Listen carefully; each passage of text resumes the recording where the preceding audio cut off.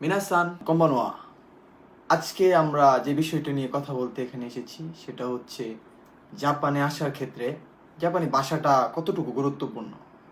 তো আপনারা যারা জাপানে আসার জন্য ট্রাই করছেন, তো সকলকে একটা কথা বলছি যে সকলে গুরুত্ব সহকারে জাপানিজ ভাষাটাকে সুন্দর করে পড়ে আসবেন, কারণ জাপানিজ ভাষা ছাড়া কোনো বিকল্প নেই।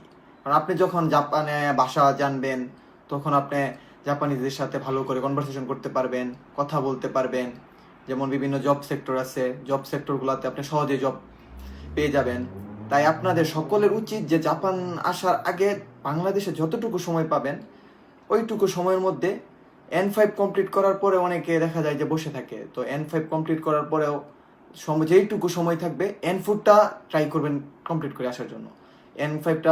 N4টা কমপ্লিট করে আসলে তো এখানে জবটা পাবেন সহজে, ইজিভাবে জবটা পেয়ে যাবেন এবং কথাবার্তা সবকিছু বুঝতে পারবেন। জাপানিজদের সেন্সেদের সাথে কথা বললে তাদের কথাগুলো বোঝা যাবে, ক্লাসে পড়াশোনা সকল কিছুই আর কি খুব সুন্দরভাবে বুঝতে পারবেন।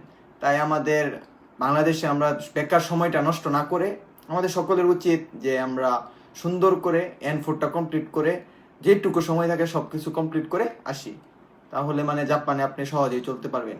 তো আজকের ভিডিওটা এই পর্যন্তই। তো সবাই ভালো করে জাপানি ভাষা ছাড়া জাপানে কোনো গুরুত্ব নেই।